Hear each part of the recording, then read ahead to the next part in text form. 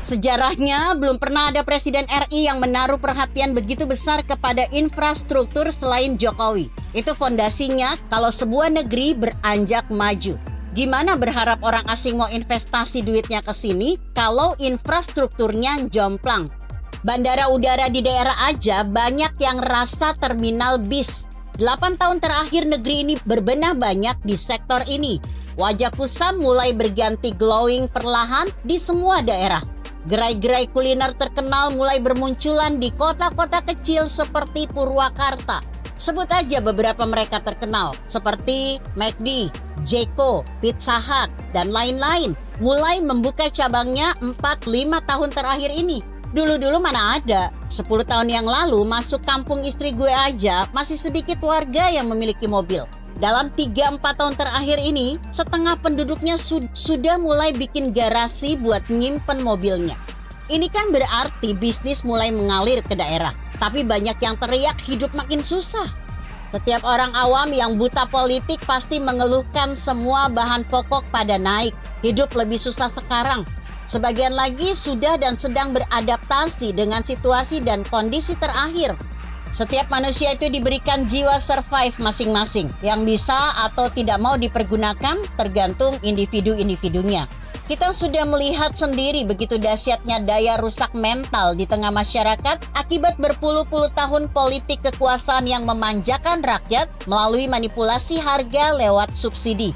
Negeri kita kaya raya, semua ada. Tetapi tahukah Anda kita telah berhutang ribuan triliun?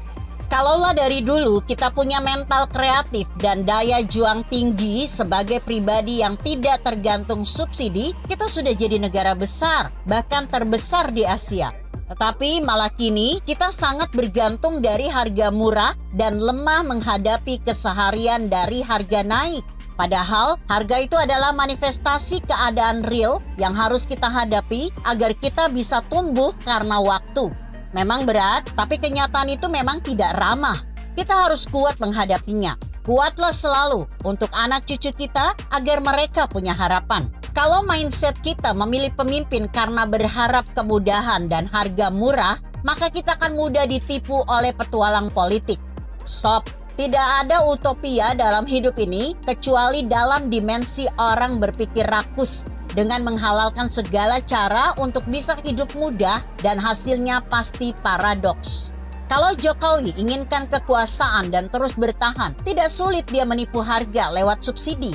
Tetapi itu tidak gratis. Generasi setelah kita yang akan membayarnya. Begitu buruknya ego utopia kita di masa kini sehingga kita tidak peduli dengan masa depan anak cucu kita.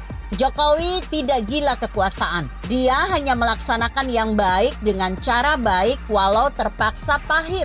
Itu semua karena niat baik, karena Tuhan. Sejak awal beliau menjabat jadi presiden, tidak pernah putus hinaan dan pihak yang menginginkan beliau lengser dari jabatan. Lihat profil para pembenci Jokowi. Semua modelnya 11-12. Kita sudah pernah melihat bagaimana proses politik dulu bisa menjatuhkan orang baik seperti Gus Dur.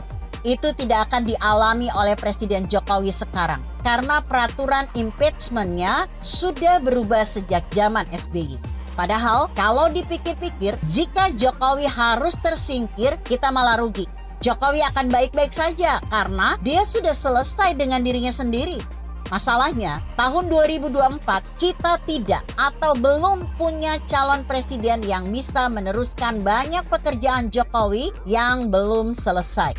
Belum ada tipe presiden yang benar-benar bekerja keras untuk membangun bangsa Indonesia, walau banyak hinaan dan fitnah oleh sebagian masyarakat yang ditujukan kepadanya.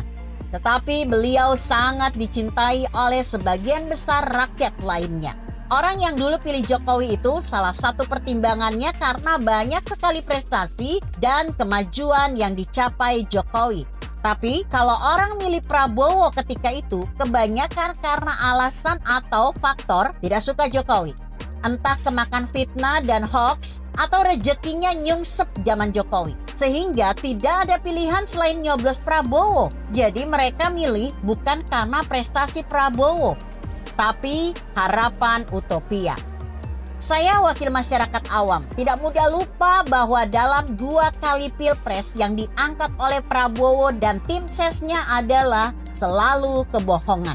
Lihat saja contoh hoax Ratna Sarumpait, bilang biaya LRT tertinggi di dunia. Isu KTP palsu, juga ada soal cuci darah di RSCM, Indonesia bubar, mulai sujud hoax, demo Bawaslu, hingga ngumpulin saksi-saksi nggak mutu ke MK. Faktanya itu memang semua kebohongan yang dilontarkan oleh Capres abadi dan kemudian sudah terbantahkan dengan berjalannya waktu. Belum lagi kalau orasi, hobi ngomporin massa yang judulnya visi, misi, dan program. Tapi isinya orasi 2030 Indonesia bubar.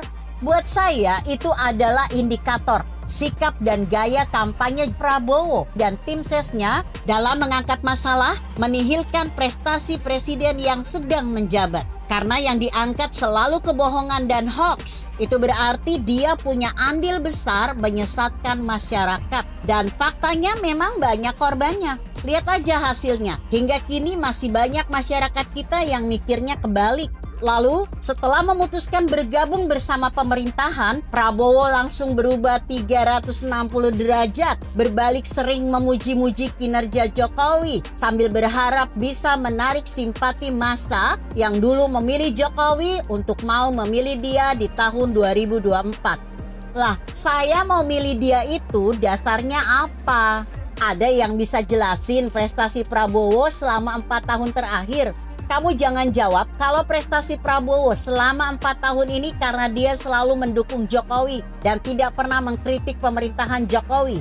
Lah itu kan karena dia memang bagian dari pemerintahan dan itu memang sudah tugasnya sebagai salah satu menteri Jokowi. Bisa nggak dia selama 4 tahun ini mengurangi praktek kolusi dan nepotisme di departemennya? Emang kamu pikir beli alutista nggak ada calonnya? Asal tahu kalau pos pengeluaran terbesar APBN itu Kemhan. Ibarat negara Indonesia ini sebuah lapak. Itu memang uang jagonya yang mesti dibuang oleh negara kepada para penguasa beneran yang sudah berakar sejak puluhan tahun di negeri ini. Supaya lapakmu nggak diganggu-ganggu, anggaran jangan diutak-atik. Selama KPK berdiri, pernah Kemhan atau Komisi 1 di OTT sama mereka? Ngajak perang itu namanya. Kamu nggak usah serius-serius lah dukung Prabowo. Buat beliau, Pilpres itu cuma salah satu mainan dia aja daripada nganggur. Begitu kira-kira. Artikel ini ditulis Gunadi yang disadur dari redaksi Indonesia.com dengan judul Capres Abadi. Bagaimana menurut Anda? Jika Anda berpendapat lain, tuliskan komentar Anda di bawah ini. Saya Emma, Karisma 90.